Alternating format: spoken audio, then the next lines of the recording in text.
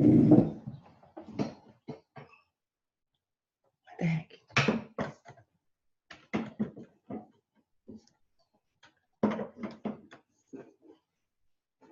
Start video. There we go. Not cooperating with me.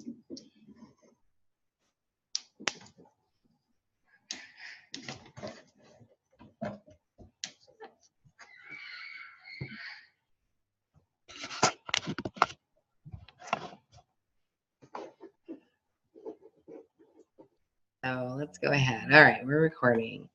So how's everybody doing this morning? Let's go first. I'll go. Okay. I'm actually feeling pretty overwhelmed because I've got my second grader who we pulled out and we've been homeschooling, and that's going good. And next year I have another one who will be in first grade. Mm-hmm. And then also it turns out most likely my current third grader, he'll be going into fourth grade, is going to be coming home too. Okay. So I'm kind of like, take a deep breath. How did you do all of this? And my little ones, I feel okay, but my fourth grader, he's a little bit farther along in the academics, and I know he's coming up on long division, and I'm just like, how do I? You're going to be able to like walk into it slowly, and so I'm like, now I've got to feel like college finals coming, and right. Okay, so how to plan and learn all that stuff too. Well, and you know what? Take a deep breath, because I think it'll be okay. Well, usually what I do is I end up tackling the oldest, like when in my own planning, I tackle the oldest kid first in my planning, just because I know the other stuff is going to be easier. And so when I get that oldest one out of the way, then my mind can breathe a little bit. Then I know, okay, I'm set. I can breathe out. It's not going to be as bad as I think it is. And then I can move on to the next child. So I would recommend you working on that planning first. And you, I mean, what's nice is we're just starting into June. So even if you had to take all of June to get going with your fourth grader, I don't think it will take you that long. I would start by reading the fourth grade curriculum. Grab me on Facebook if you need to, and just breathe out. It's a fun year, and and I think that, and this is not a boy-girl thing, but I think boys really like grade 4. There's something about those Norse myths that most boys are like, woohoo, I'm going to learn about Thor. That sounds like fun. Like they're not going to do that in public school. So, yeah. So I think you will have fun with this year. I also, I've never met a child that didn't love the mapping stuff that we do in fourth grade and all the local history stuff in fourth grade. And so you get to learn so much about your environment. And I would take it for you, I would go like, okay, this is like my primer for the ones that are coming. Because you'll know stuff about your state history that you didn't ever know before. I know stuff about California that I go, wow. But see, I did it in 3 different states. So we did it in Idaho for my big kids, and then we did it in Utah, and then we did it last in California. So I know lots of weird things about all 3 of those states. So just get excited. I think you'll have a fun time. I think it's also fun because kids that are that age, because their academics are a little bit stronger, you can give them more to do on their own. And you don't have to hold his hand as much as you will the younger ones. So I think you'll be able to see that difference too.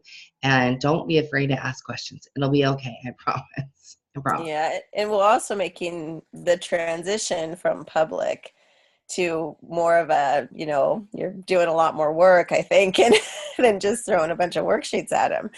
Right. So going into that as well. So I'm just Is he excited? He is. He's excited, and he's had some, school stuff issues. So he's excited, but I'm just like, I'm a little worried about, because he has his set routine of stuff that they do. I've been doing in school, and to change him out of that. But he has expressed an interest, and he always does a pottery course in the summer. So I know he wants to do more artwork stuff too. So I'm like, well, we will do a bunch of that stuff. So he's looking forward to that too. And the myths, because when he goes to the library, he always picks up mythology books anyway. So I'm like, well, we're going to study that. So No, I think he'll have fun, and I think you'll have fun with him.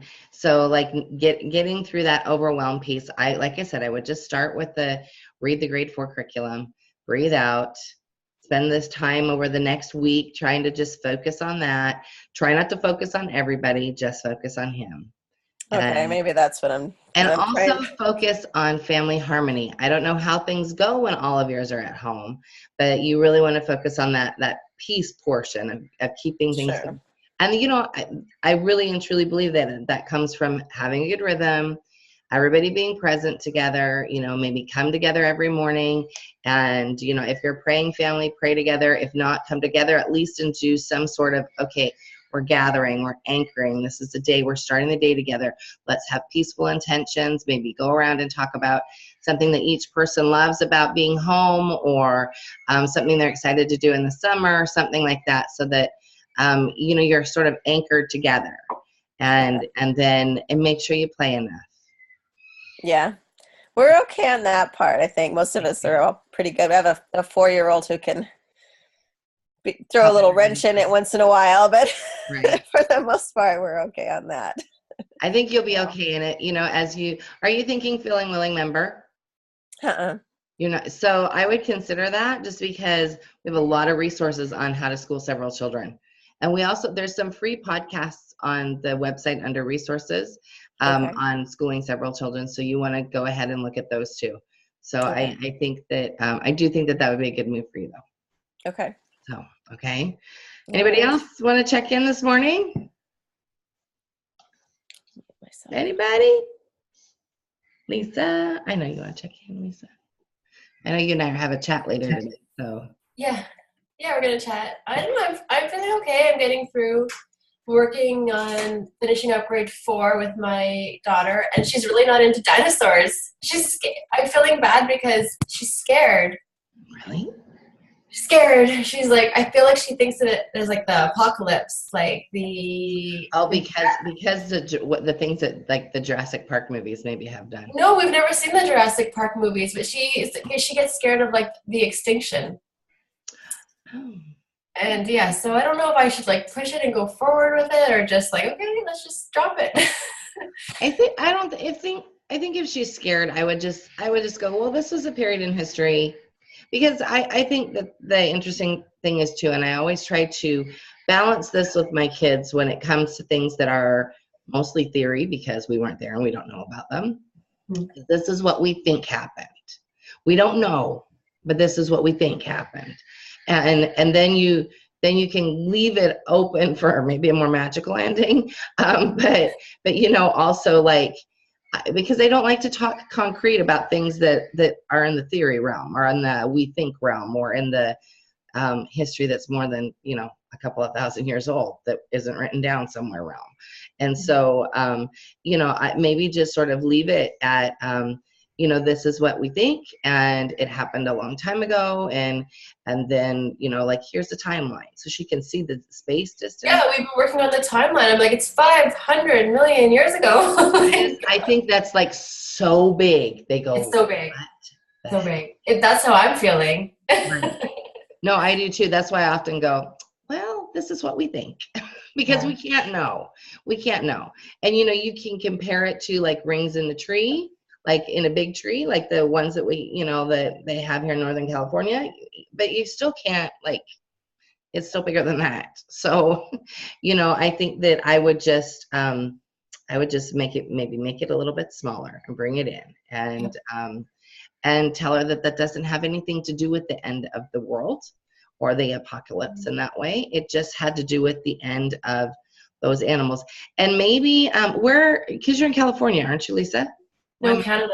I don't know why I was thinking California. I'd love to be in California, but our government's kind of weird right now. I don't think you want to be here. There are the reason I was going to say that is because you could focus on things like the woolly mammoth, things that are closer to where we are. So I was thinking like the La Brea Tar Pits has a bunch of stuff on mammoths and things like that. So maybe think about what you have near you. I mean, you're in Canada. Surely y'all have some mammoths up there somewhere. Yeah. Yeah, my oldest went through a whole mammoth phase, so yeah, I'm sure I can pull those So up. maybe like bring it closer to home, and then it doesn't feel like extinction, because that feels more like progression, Yeah. something that changed rather than. Yeah, Yeah. that's good. And I wouldn't stress so much about it anyways, because they really can learn about it more in high school. And it's not like you're trying to give her a degree in it. And No. Oh, yeah, I just wanted it to be playful, but she's like crying and scared. oh my gosh. Oh my gosh. Does she have brothers? No. No. Okay. No. Yeah. If she'd had brothers, she'd be like, yeah, you should. It's funny. She would probably be more like, why are we learning about dinosaurs? This is dumb. So no, I would just bring it smaller so that it doesn't feel so gigantic, because I do think that the thought to a child of 500 million years is like mind blowing. Yeah. So. Yeah, thank you. Yeah, absolutely. And I'll talk to you later. Okay, who else wants to check in? Hello, who else here? It's not very many of you this morning. It says there's only 6. How did everybody do on their mission statement? I did not finish my new one, but how did everybody finish up on that? Anybody want to share about that? Anybody? It's gonna be a short meeting if nobody talks to me. Nobody wants to share about their mission statement. Okay, well, if you didn't do one, I'm gonna wag my finger and tell you to do one, because I think it's important. It's important, and it's important because I think it will help you define your homeschooling journey more than you think. And so, oh, Lisa says, my youngest took over and wrote a song. Oh, that's sweet. As long as it's a sweet song. My children would write some crazy rap, and I'd be like, nope, we're done. Mom's turn. So I just want to encourage you, if you didn't do one already, to do a family mission statement, because I think it makes you think about why you're doing what you're doing, and then it helps you sort of make it again smaller and bring some more meaning to it. And especially if you can get dad involved and all your kids involved, I think it's a good idea. So there's my plug for mission statements. Does anybody need help like right now? Like, tell me what struggles you're having, because this is your time. So tell me what struggles you're having. Anybody? I'm just gonna pull open mine. So I am a little bit behind, but is anybody having any issues or struggles laying out your blocks? Lisa says, can you talk about relationships? I can talk about relationships, like as in this part in the journal.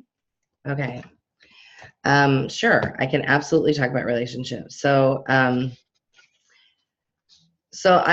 think that the connection with your partner piece is huge. Eric and I talk about that a lot, and we are actually couples coaches. So we do a lot of couples coaching, and coaching is different from therapy in that often you go to a therapist and like you go and you go and you go, but when you work with a coach, we have a goal and we work through pieces, and the first intake is like, okay, what are your goals? What is it that you're struggling with right now that we want to work through and sort through, like today? Like, what things? Says it's faster, and it's faster than like a therapy session would be, or also it's a lot more interactive. So we're not just there to listen, we're there to help you like seek your goals and to get action. So when we work with couples, that's always what we have in mind. Like, what's your goal? What is it that you want? We're going to help you get there together, especially if you're not on the same page. Like, how do you get them to the same page? So when we write about connection with your partner, that's sort of the place that I'm coming from a place of you should want to be with that person a lot, like all the time. And so my hope is that you're still in love with your partner. Eric and I have been married for 13 years. He's my second husband, and I love him more today than I did the day I married him. And so, but that's because we connect like every day. And I'm not talking we connect sexually every day. I mean, yeah, that would be great, but that's not necessarily the what I'm talking about here. It's mostly like taking the time to stop and connect together, like talk about things that are important to you. How are you doing? Like, how are you doing? And, you know, how was your day? Even though I mean, like for us, we're in the same house, but we have 5 children. So sometimes we don't get to talk till the end of the day. And so, you know, really connecting about how you're each doing, knowing his struggles at work, and he knows your struggles at home, and really being able to, oops, I'm kicking the light, really being able to share those struggles with each other without the need to fix it. Like, you know, he might tell you something that's going on at work and you're just listening. And you don't have to, I think there's definitely, for those of us who are more choleric, you're like, well, I just want to fix that for you. So it's definitely my challenge to sit back and listen and go, well, what do you think would fix that? Or that's great that you had that experience, or really intensely listening to each other, which I think is something that doesn't happen today, because most of us, when we're having a conversation with our partner, it's like looking like this, you know, like the phone is in between you. And so my suggestion is that the phone is not anywhere near when you're having these chats, because I think it's really important. So also realizing that the two of you have stewardship over these children together. And so I'm a huge proponent of family meeting. In fact, we teach that in all of our partnering courses, that you should have family meetings every week. And so those family meetings are they are led by mom or dad, and you're talking about what's going on for the week, you know, everybody's schedule. You know, sometimes you might be talking about some struggles you had in the week, but, you know, definitely looking forward to good things. I don't like to dwell on the struggles for too long. I just want to be, you know, okay, this is what happened. We're not going to do that again, and move forward, kind of thing. But those family meetings are a time to come together and for everybody to understand what everybody else is doing for the coming week, especially dad if he's not home. When Eric was working outside of the home as a newspaper reporter, he didn't, because he had wacky hours as a reporter, we needed that connection time as a family to have him really understand what it was that we were up to and what it was that we were doing. And I wanted to know what he was doing. You know, he would say, oh, I'm working on this piece this week or this piece. So I knew about where in the county he would be and what his struggles would be, and maybe what his what would be on his mind all week long. So it was really helpful as a family for all of us to know what the other person was doing. So when it comes to like connecting as a partner and as a family, I think that is a really important piece. And it's missing from, I would dare I say, most families. And so I promise if you'll start doing a family meeting, it will change how your family acts together. It will change, and it will change how your partner sees what you do and you see what your partner does. I think it's really easy to get into the us versus them space. Like, well, he doesn't understand. And he'll think, well, she's just at home taking care of the kids. He doesn't understand what you're doing. And he probably doesn't feel great that you don't have an understanding of what he does. So it's a good thing when everybody's checking in together. So is that what you meant by like checking in about talking about relationships? Yeah. Yeah, that's great. I feel like, all those things are really good. The one thing I'm struggling with right now is with my relationship. Like, I feel I'm exhausted by the day. Like, I'm with my kids all day, and then he kind of like he's not a baby or anything, but he needs like that love and care too. But sometimes I want to be alone. And he's maybe offended by that, like that he wants, when he has his time off, he wants to spend time with me. Right. And I love him for that, but I don't want to spend time with him. I just want to be by myself. Yeah, so I think so much of that is temperament too. So it's like taking care of your own temperament. What temperament do you think he is? You know what? I don't know. I've been reading the temperaments for like many years now, and for him, I'm always like, he seems so balanced to me. He's always like a little bit of everything. Hmm. But yeah, I really wouldn't put him in like When we talk on the phone today, let's get a little deeper into that because I think that that could help. There's a couple of key questions that I'll ask you, like how is he when he's mad? How is he when he's sick? What things does he say when he wants to spend time with you and you don't want to, and you want to be by yourself? Okay. You know, because if he's like really balanced and he'd be like, okay, I understand. If he's a little more on the melancholy end, he'll be like, man, you always want to spend time by yourself. Don't you ever want to be with me? Like, so it's about like thinking about those sorts of things. I think that temperament really helps in understanding that. But when it comes to sort of taking care of yourself, how are you taking care of yourself? Because, you know, you want to have that alone time. You should crave time with him. Mm. Yeah. Yeah. And you're not. And so you guys have 4? No, just 2. And they're older. They're like 11 and 14. Okay, why am I thinking? So you said you had 4-year-olds?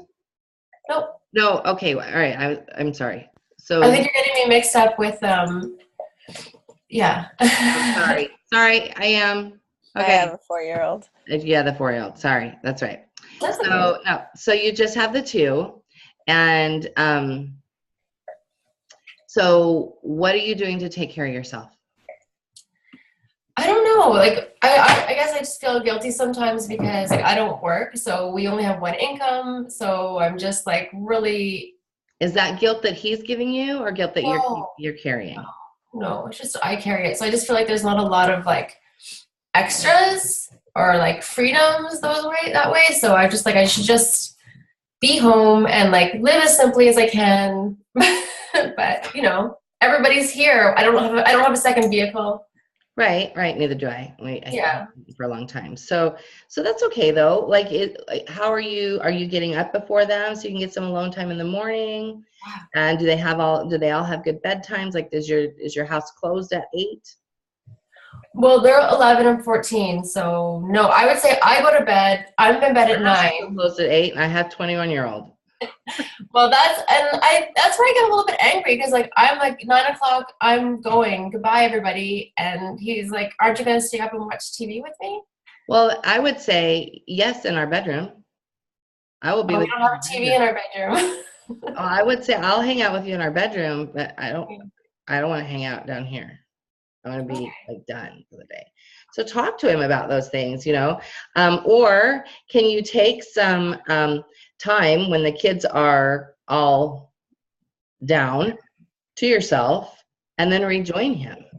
Mm-hmm. You know, can you go take a hot shower? Can you go get that like breathing in for yourself and really, you know, really pull yourself together and feel human, and then have a piece to, you know, be with him.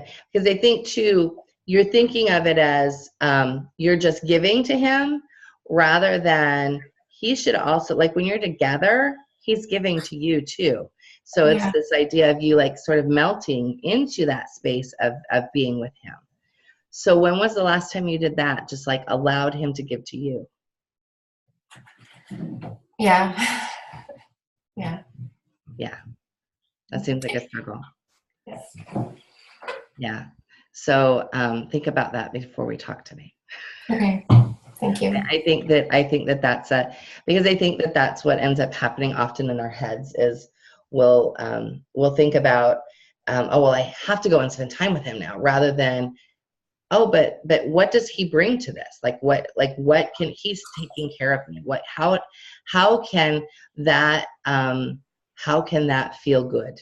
Like how, and if there's something that he needs to do to initiate that, like feeling good, like whether he, you know, you ask for, like, he'd love to have your back rubbed, or honey, I'm going to go take a shower and breathe out a little bit. Will you make me a cup of tea?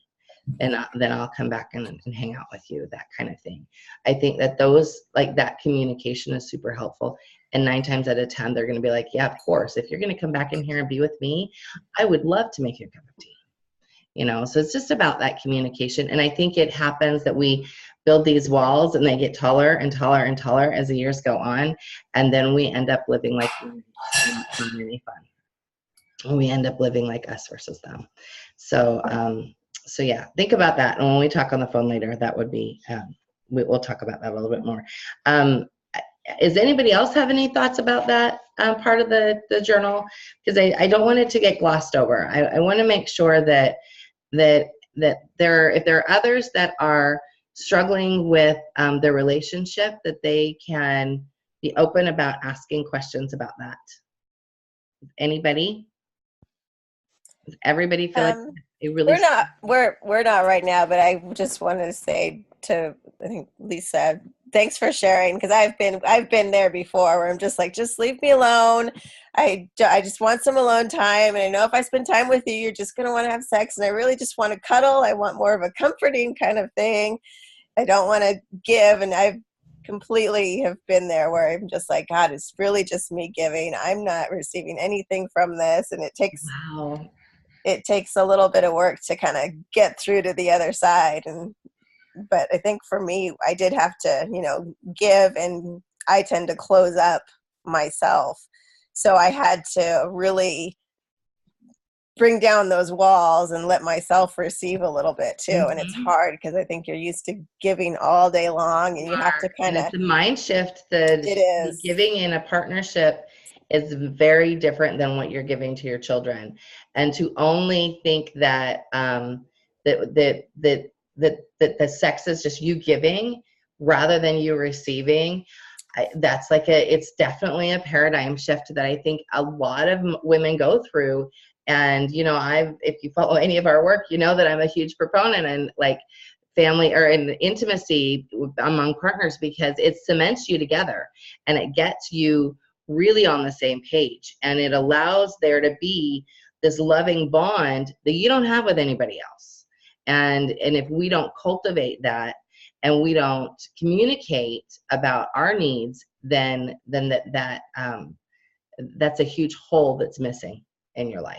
And so, I want to encourage anybody who is having struggles with that. And if you feel embarrassed about saying it in front of everybody, please feel like you can message me, because I am more than happy to. That's why I wanted to say, just, thanks for sharing. I've been there too, so don't feel that's.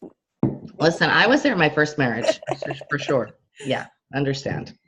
Okay, let's see. Susie says, we are old. We celebrated 36 years on Monday. Relationships take work, and it's really difficult when your kids are young. Keep working at it. Susie has 18, 14, and 11-year-old left at home. Yep, Susie has been at it a long time, longer than me. Okay. Working on love consciously is an assignment for everybody for the next week. Don't skip this page. Don't skip it. I know it's easy to go, oh, well, I'll just not think about that and just keep walking. And if you're single, I think that it's all about like taking care of yourself, because I was a single homeschooling mom, and that truly is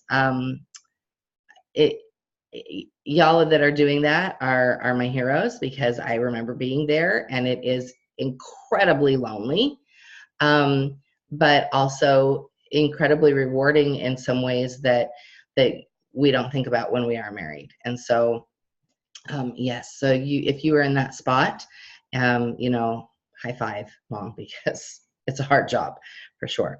Okay, how about skills for the duration? How's everybody doing there?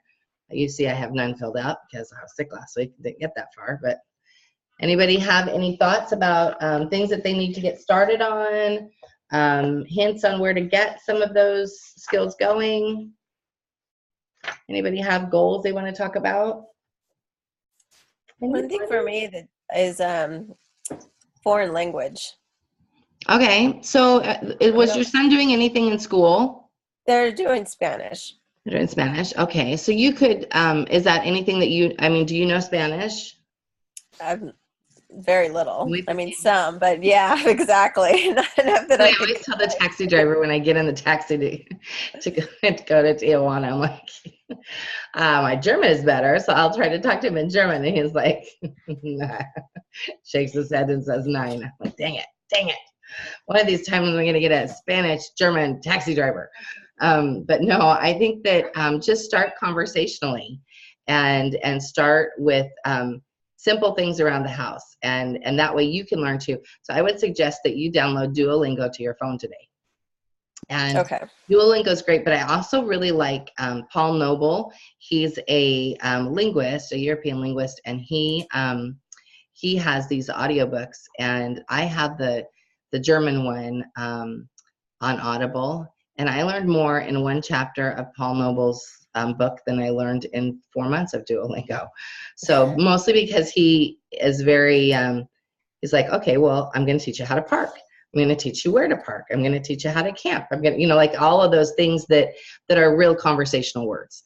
And so without a lot of the conjugating of things. And so I would do both together. I think that gives you a more whole. And then when you're like with our kids, we just have like German days, and we're that's what we're speaking. We're trying to speak the most of. We stretch it as far as we can, and then because you're not doing formal instruction for your little ones, but then like your son, you should try to get him to the place where he can be reading in that language. And so, but just start. I think that's the biggest thing. Just start and let it flow from there. Let everybody get strong in it together. Does that make sense? Yeah. Okay. Anybody else? Thoughts? Can't believe there's only 6 of you here this morning. Where in the heck is everybody else? Okay. Does anybody else have anything they want to talk about? Because if not, we can be done.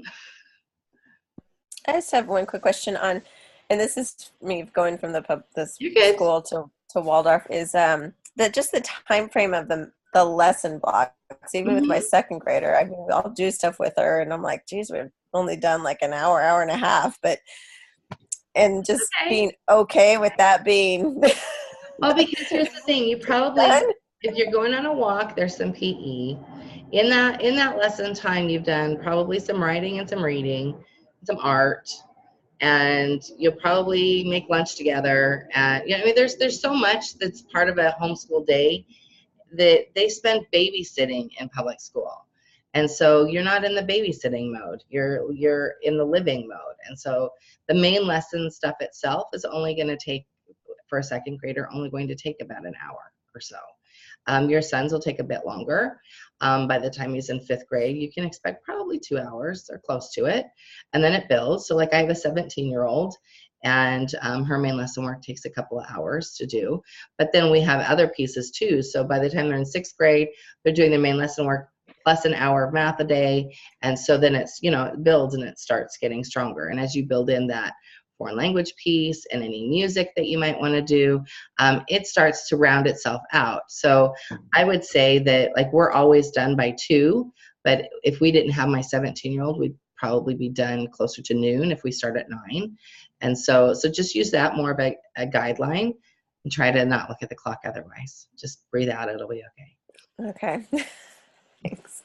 And have your children go, thank you, Mom. This is awesome. So much different. Anyway, anybody else have any thoughts or ideas or questions? Okay, I think we should be done with the meeting because usually we have like 20 people on here and a lot of people asking questions. But unless you guys have any other questions that you want me to cover, then yeah, let's move forward. And we're firmly seated in month 3. I still have some things in month 2 to finish.